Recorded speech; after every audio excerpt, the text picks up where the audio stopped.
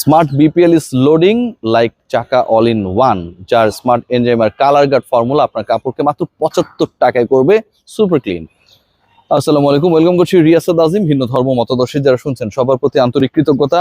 Bangladesh premier league BPL নিয়ে আলোচনা করতে চাই, বিপিএল আপডেটস গুলো আপনাদেরকে জানাতে চাই। কয় দল নিয়ে বিপিএল হচ্ছে, কবে থেকে অ্যাপ্রক্সিমেট শুরু হবার যে ডেডলাইন সেটা এখন পর্যন্ত নির্ধারিত হয়েছে, এবং এর থেকেও বড় ব্যাপার বিপিএল গভর্নিং কাউন্সিল তারা আসলে কাদের সাথে, স্টেক হোল্ডারদের সাথে যারা পার্টিসিপেটিং টিমস হিসেবে কাজ করেছে বিগত আসরগুলো, সেই দলগুলোর সাথে বসতে যাচ্ছে। সেই ডেডলাইনটা অথবা সেই দলগুলো কারা, কাদের সাথে বসার ব্যাপারে Bangladesh cricket board BPL governing council আগ্রহী না, সেই আলোচনা রয়েছে। ক্রিকেটারদের পারিশ্রমিক বাড়ছে কি বাড়ছে না সেটাও আলোচনায় রয়েছে।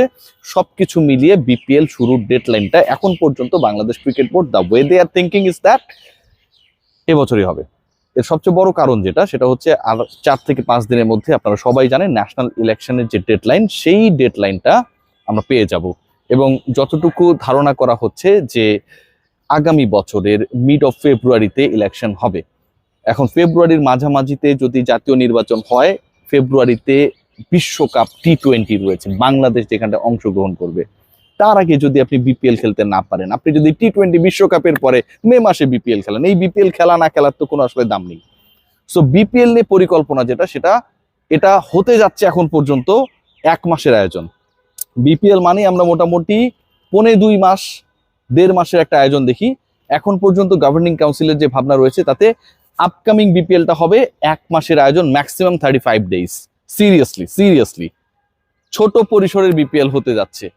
And upcoming BPL, the number of teams will be only 5, maximum 6.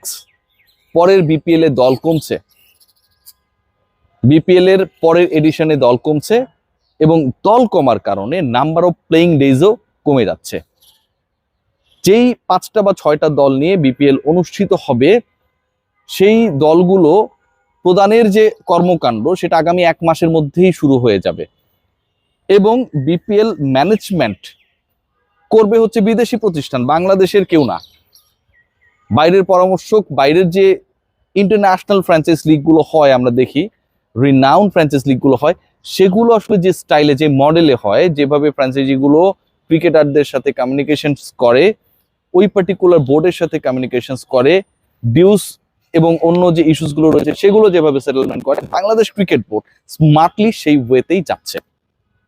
দল কেন কমছে তার অন্যতম কারণ হচ্ছে অধিকাংশ ক্ষেত্রেই অধিক দল নিয়ে বিপিএল করতে গিয়ে ক্রিকেটাররা পারিশ্রমিক পায় না।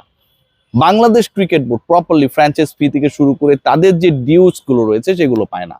সো আলটিমেটলি 5টা দল নিয়ে আপকামিং বিপিএল করার পরিকল্পনা গভর্নিং কাউন্সিলের, এবং সেটা যদি হয় 30 দিনের মধ্যেই বিপিএল শুরু হয়ে যাবে এবং শেষ হয়ে যাবে। যেই ডেডলাইনে বিপিএল হতে যাচ্ছে সেটা হচ্ছে নভেম্বরের লাস্ট উইক, ম্যাক্সিমাম ডিসেম্বরের ফার্স্ট উইক। নভেম্বরের লাস্ট উইক অর ডিসেম্বরের ফার্স্ট উইক থেকে জানুয়ারি 15 মধ্যে ন্যাশনাল ইলেকশনের অন্তত 1 মাস আগে বিপিএল শেষ করতে চায় গভর্নিং কাউন্সিল। এবারের বিপিএল, আপকামিং বিপিএল হবে 3 ভেন্যুতেই, ঢাকা, চট্টগ্রাম, সিলেট। এর বাইরে ভেন্যু বাড়ার কোনো সম্ভাবনা নেই।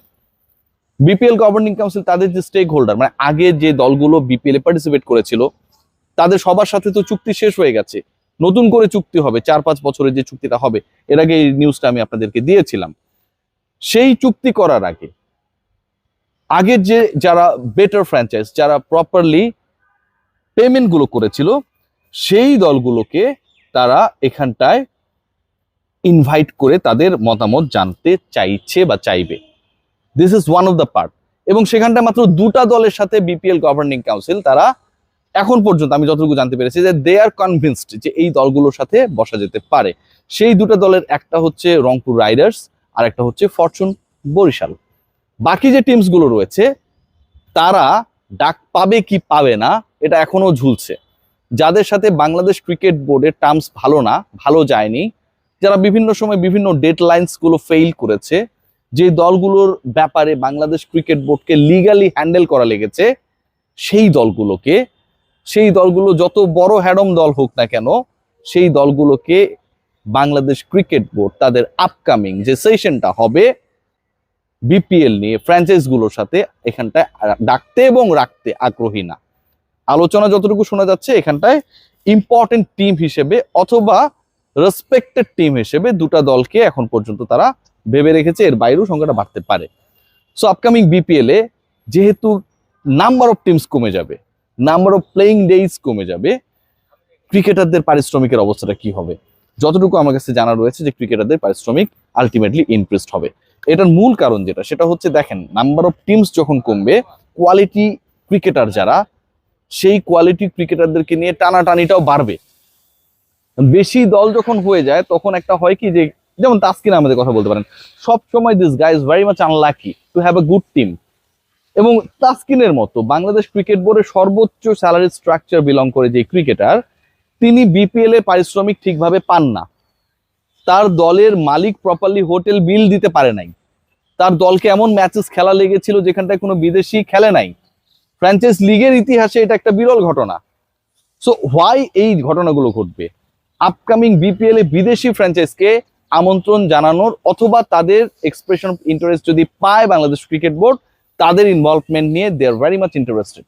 এবং সেটা যদি হয়, লোকাল পাঁচটার সাথে ইন্টারন্যাশনাল ফ্র্যাঞ্চাইজ হিসেবে যারা বিভিন্ন সময় কাজ করেছে তাদের একটা অ্যাড হবে, নাম্বার অফ টিমস 6টা হবে, বাট 6-এর বেশি আপকামিং বিপিএল এ দল সংখ্যা হচ্ছে না।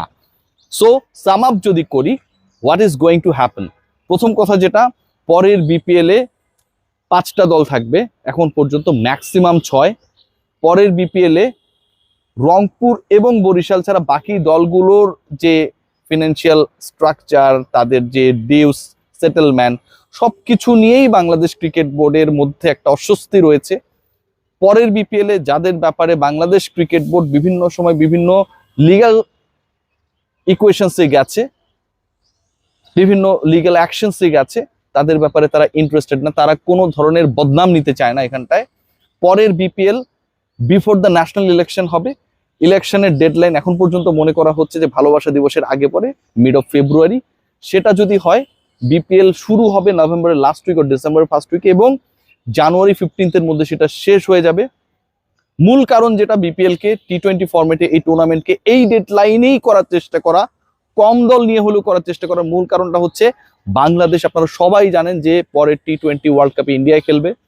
তার আগে মেগা প্রিপারেশনস এর এই একটা জায়গায় একটা স্লটই বাংলাদেশের কাছে রয়েছে। যদি টি20 বিশ্বকাপের পরে বিপিএল হয় তাহলে সেটা কোনো মাইনে রাখবে না এখানটায়। ওভারঅল সবকিছু মিলিয়ে ক্রিকেটারদের পারিশ্রমিক বাড়ার একটা বড় সম্ভাবনা রয়েছে। সো এবারের বিপিএল অকশন হবে কিনা সেটাও একটা বড় আলোচনার বিষয়। যতটুকু জানা যাচ্ছে বা মনে হচ্ছে, আপকামিং বিপিএল এ দলগুলোকে সরাসরি ক্রিকেটার চুজ করার যে ক্ষমতা, বলা হয়েছে যে আইপিএল ছাড়া আসলে অন্য কোনো ফ্র্যাঞ্চাইজ লিগে এরকম মেগা কোনো অপশন হয় না। সো সেই ফর্মুলায় যদি বাংলাদেশ ক্রিকেট বোর্ড যায়, যেহেতু অনেক কিছু এখানটায় নতুন হচ্ছে, তাহলে আপকামিং বিপিএল এ অকশন রেগুলারলি আমরা যে ব্যাপারটাকে দেখেছি, যে কাস্টমটাকে আমাকে দেখেছি, সেটা নাও হতে পারে। So BPL is on. BPL এবছরই শুরু হবে, বিশ্বকাপের আগে হবে, ন্যাশনাল ইলেকশনের আগে হবে, কম দল নিয়ে হবে, কম সময়ের মধ্যে হবে, 1 মাসের মধ্যে হয়তো শেষও হয়ে যাবে। সবাই ভালো থাকবেন, টেক গ্রেট কেয়ার। বিপিএল এর এই আপডেটগুলো আপনাদেরকে জানিয়ে দিলাম আমার পেজ এবং চ্যানেল থেকে।